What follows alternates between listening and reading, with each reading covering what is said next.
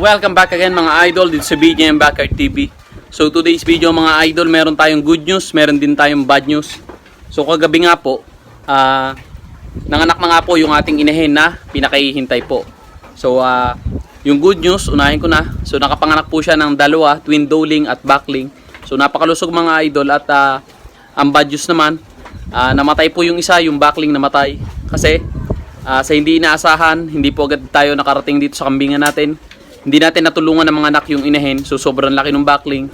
Nung lumabas, wala na. Siguro mga na-late lang ako ng minuto, mga 10 minutes. Sinubukan pa namin buhayin yung backling. Hinipan ko ng hinipan para sa gano'n magka-oxygen yung katawan niya. Hinipan namin ng hinipan. So baka sakali kami mabubuhay pa. Tapos tinatapik-tapik ko. So medyo medyo gumalaw pa ng konti yung backling. Kaya lang huli na talaga. At kumbaga talagang parang hindi talaga para sa atin yung bisirong yon. So thankful pa rin tayo kay God na nakapagpanak po tayo na maayos doon sa inahin natin.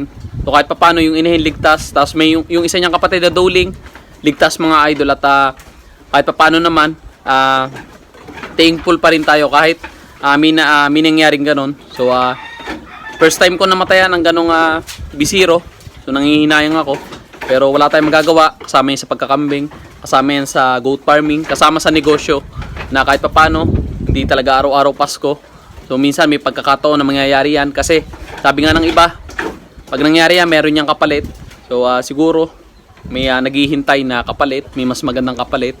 Kaya nangyari yon kasi alam naman ni God na deserving tayo na magkaroon ng magagandang bisiro dahil lahat tayo nagsusumikap. Lahat tayo nagtsatsaga na mag-alaga, mangumpay, manguha ng mga pagkain ng mga alaga natin. Mapanatili yung pagiging healthy nila sa pamamagitan ng pagbibigay ng mga vitamins. Pagbili natin ng mga vitamins, supplements at lahat at iba't iba pa. So para na rin hindi tayo mapahiya sa mga buyer natin, sa mga customer natin na nagtitiwala at kumukuha sa atin ng mga linyada ng mga alaga natin. So ganun talaga. Hindi talaga para sa atin, hindi para sa atin. So aral na rin po sa atin 'yon. Charge for experience na rin mga idol na sa susunod na mangyari yon, kinakailangan kung halimbawa sa susunod na pagkakataon na may mga anak dito sa ating kambingan, so kinakailangan lagi natin binabantayan, kinakailangan lagi tayo nandito kasi mga idol, sa mga hindi po nakakaalam, yung bahay po namin doon pa sa bayan, kasi itong kambingan natutulog ako dito pero minsan hindi ako nakakatulog dito, minsan yung nagbabantay dito yung natutulog. Kaya nangyayari mga idol, minsan may pagkakataon na wala talagang tao. Nandun ako sa kabila sa bahay namin, dun sa bayan. Kasi ito bukid to, itong kambingan namin. So nagpapasalamat pa nga rin po tayo kay Lord na ligtas po yung inahin natin at yung bisirong babae mga idol.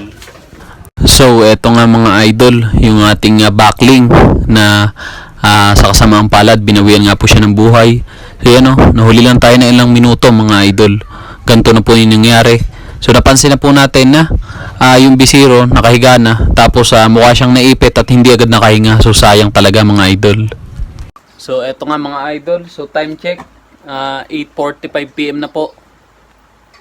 So sa hindi inaasahan na pangyayari yan, binawian ng buhay po itong ating bisiro. So isa siyang backling, napakalaki pa naman. So minuto lang po tayo nahuli. Yung isang babae na abutan natin mga idol at naisalba po natin. So minuto lang tayo nahuli. Naipit siguro ng inahin, hindi agad nakahinga. Kasi hindi agad natin natulungan. Kasi dapat tinutulungan niya pag-anak yung inahin, kinakailangan nandun ka, hindi ka naalis. Kinakailangan mo ng bantayan. So isang aral din to para sa ating lahat, para bago po mga anak o pag alam nyo mga anak na yung inahin o dumalagan nyo, kinakailangan bantayin nyo dahil nakakapanghinayang po yung gantong pangyayari. So 5 buwan po nating hinintay, 5 buwan nating inalagaan, tas manganganak lang po at mamamatay. So talagang nakakapanghinayang po talaga. Halos minuto lang po tayo nawala. So kita nyo naman yan, ang laki nyan. Napakalaki po na backling nito mga idol. So talagang hinayang na hinayang din po kami. So, wala tayong magagawa, ganun talaga. Kasama po sa buhay ng magkakambing yung mamatayan. Pero ito yung first time na mamatayan po kami ng bisiro. So, hindi pa ako nakaka-experience sa mamatayan ng kambing, pero ito pa lang yung first time mga idol na may experience natin na mamatayan po ng bisiro. Ayan Panghinayang lang, hinipan namin ang hinipan yung bibigat ilong niya. Sinubukan namin kung mabubuhay pa pero wala na talaga, huli na tayo. Wala na tayong magagawa kundi mag-move on na lang mga idol at kinakailangan na siguro natin tong ibaon na. Ganda pa naman, oh. A few moments later. So eto mga idol. So kagabi, eto nga namatay na nga yung isa nating backling. So ngayong umaga, pagising po natin ng alas 6, eto ililibing na po natin. At sa ganun, mag-move on na po tayo mga idol. So ganun talaga kasama sa pagkakambing yan, yung mamatayan tayo ng ating alaga. So kahit anong ingat pa natin, dumadaan talaga yan. So siguro yan is para mas pag-igihin pa natin at mas galingan pa po natin sa industriya ng goat farming sa pamamagitan po ng pag-maintain po natin ng good management. So yung lagi ka nandun sa kambingan mo, pag may paanak na lagi mo nang babantayan. So ganun talaga, nangyayari talaga to.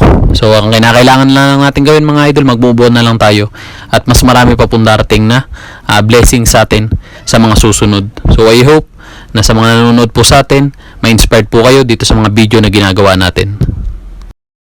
A few moments later. So eto naman mga idol, yung ating doling na natira nga po. So yan, solo siyang dedede ngayon sa kanyang nanay. So ang ganda ng pagka-traditional nila kasi nga yung tatay, red Kalahari back.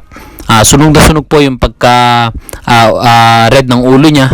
So mana sa nanay, tapos nalahian pa ng red Kalahari back, kaya po ganyan yung kinalabasan. So yung backling, halos isa't kalahati nitong doling na to. So laki ng difference sila kasi nga barako yung isa. So laki po talaga. At mukhang nahirapan po talaga yung inahin natin. So eto, blessed pa rin tayo dahil nakabuhay po tayo ng isa nga pong doling mga idol. A few moments later. Mga idol, so yun na lang muna para sa araw to. Maraming salamat sa inyong panonood and shoutout po sa inyong solid na sumusuporta dito sa ating channel araw-araw. Maraming salamat po and God bless.